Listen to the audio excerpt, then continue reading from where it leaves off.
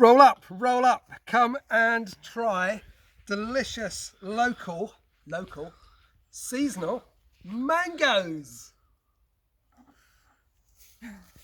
Look at a real treat today. Look, try these. Look at them, so juicy and succulent. Mango. So mango-y. You can't say that, mate.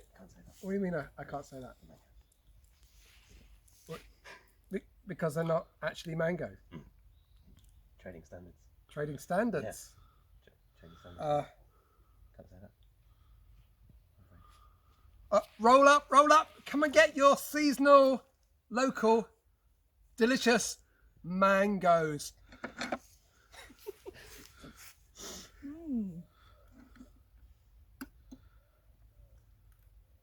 Much better.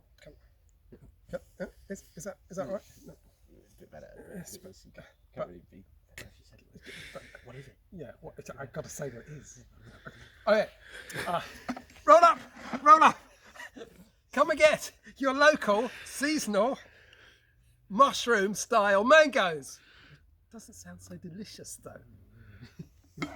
Doesn't sound delicious. But you like. I don't want to eat Yeah, that. but you like them. You liked them before. It's like. That's because I thought they were mangoes. Yeah, I know this is a problem, isn't it? Calling it mushroom mangoes. It's just like. No, no. Oh well, I tried. And if you like the idea of this recipe, this is how you make it. So a few considerations on gathering. Obviously, perfect texture, but too small. Obviously something else. I think that's dog's vomit slime mould. Wonderful. That one actually from last year that would have formed, and then conditions weren't right and it's all dried out and it's really rock hard. Last year, too advanced a stage and hard anyway. This one this year, but it's dried out a bit and I can just feel it's going to be too tough. But looking on these completely fallen trunks is a good idea. One I gathered earlier, it's kind of perfect. It's like kind of fist size, if you can get it like that, a bit smaller, kind of rounded. It's not opening up yet. That whole thing's going to be tender. But of course, standing dead birch or diseased birch is also perfect, but mushrooms can be a little high up sometimes, but that's all right. You just get a pokey stick and poke, and not like that. Look, I destroyed it. Well, I got some of it. Right, let's try that a little better, a little bit nearer to the base, so I don't poke a hole in it. I mean, that just proved how nice and tender it was. Let's try there. Actually, you know what? A wider stick would be better. This one's a little bit thin. I'm going to go for something a lot thicker, like that. Oh yeah, that's much better. So, give it a shunt. Yes, perfect. And other one up here.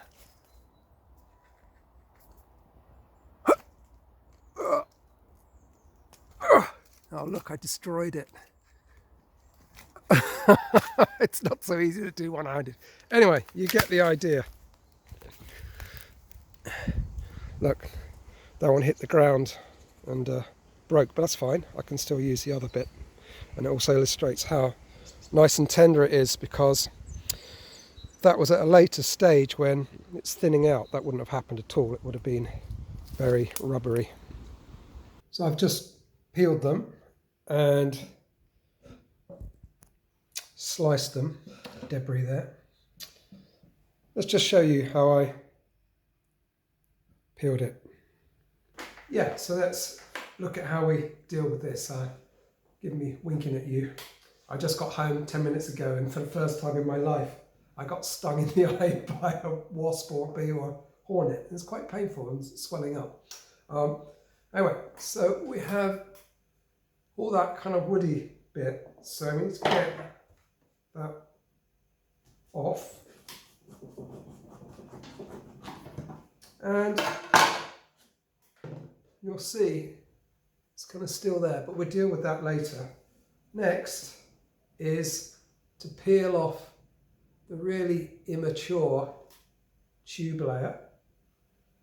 Just get your nail under that and should just peel off, come off in several pieces. It's not actually essential that, but it just makes, yeah, it just means that if you get it off, you're left with a kind of uniform, just solid bit without anything that's going to, what would be the term, delaminate while you're cooking it, which can happen.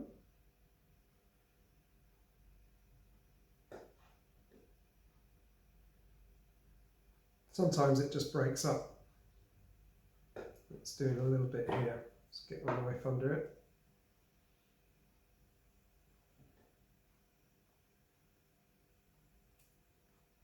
So now the top bit we can't peel because it doesn't have a pore layer, tube layer. So just cut around the edge.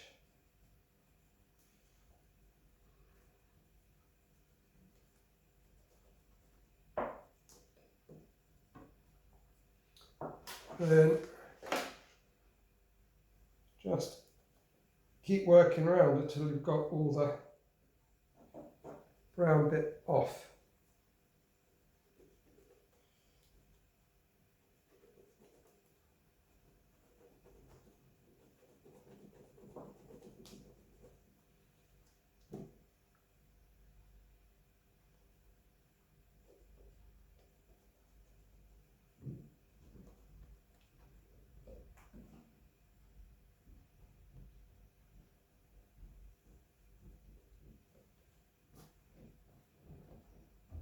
So we'll just deal with that bit. That bit, even when this is like all really tender, particularly as this starts to flatten, the fungus will start to toughen up around this area first. So it's kind of good to get that. I mean, we want to get all that kind of dirty bit of bark anyway out of it, but you just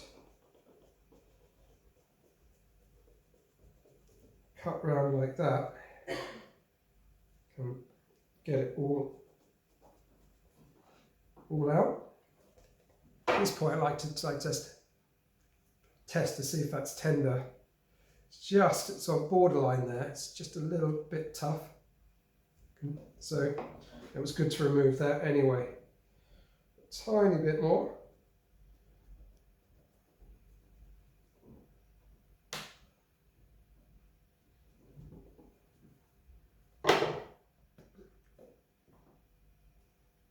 And then we're ready for slicing. So I'm trying to get these to look like mangoes.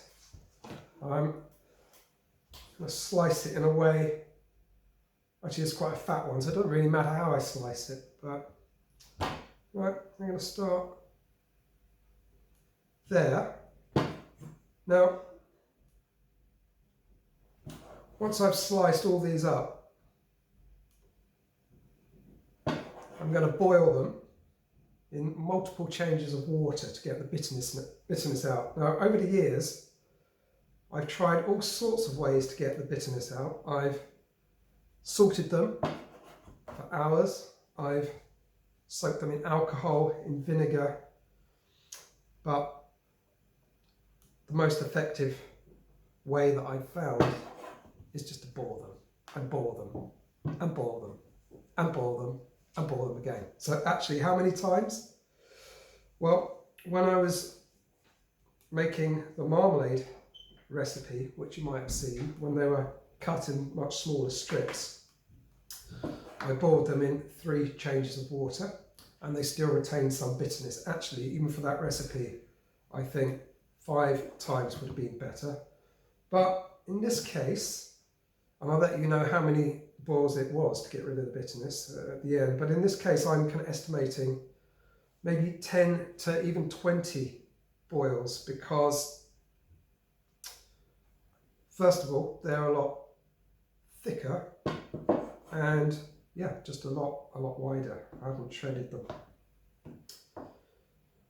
Now another thing I'm going to do, because I mean one reason for is making a mango substitute is just because they have a great texture like mangoes, but it's also just, I often think about sustainable kind of food, also just, you know, seasonal food, and it was just kind of playfully came about me thinking, well, you know, what if I just ate completely locally and seasonally? Like, oh, wouldn't I miss things like mangoes? Yeah, what a shame. And then it was like the further thought, well, is there anything that could be used to replace mangoes? So that's when I kind of came up with this idea. So, but you know, if you're thinking about it from a purely sustainable point of view, like 20 boils and throwing away the water is not the best thing. So another experiment I'm going to do here is I'm going to take maybe like 4 slices. I'm going to cook 2. The others I'm going to keep raw, and I'm going to put in a little bag and then put them in the stream, and hopefully that will remove the bitterness, but I don't know, I've never done it, we'll see. But I'm going to boil these.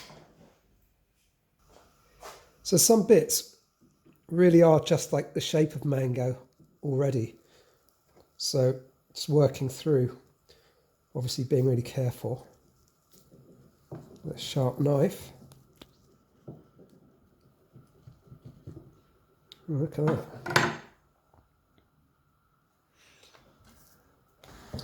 That's the last boil finished, so I'm just going to strain that off.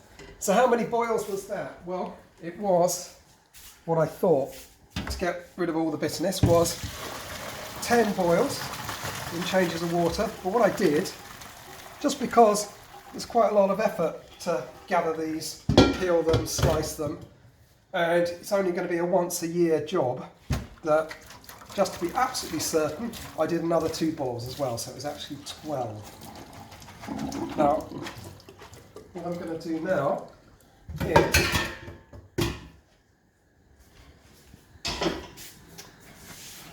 I'm going to boil them in sea buckthorn juice, and we have this one here, which was a big bag. I don't know, it was probably about 2 kilos of berries. I extracted the juice, added some water.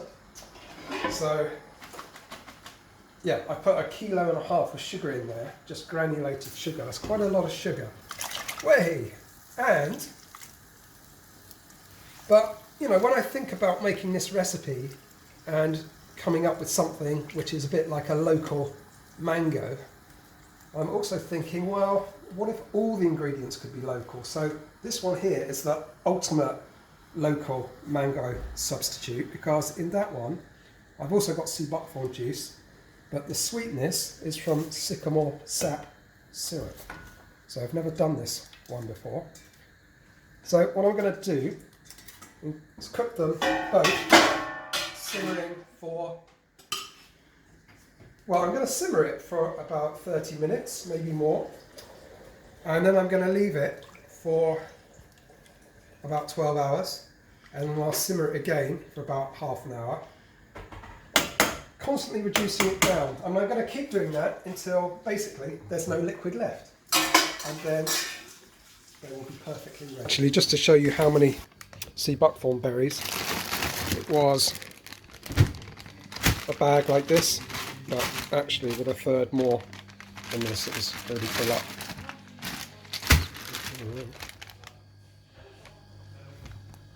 Yes, I just put them in the NutriBullet with some water, blitz them up, squeeze through a cloth.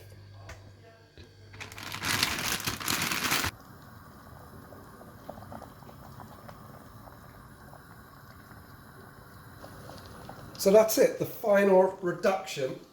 This one is the sea buckthorn syrup with regular sugar.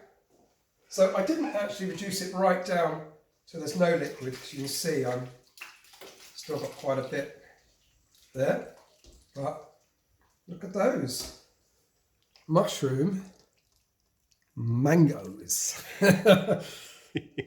which sounds repulsive, but I love the quirky.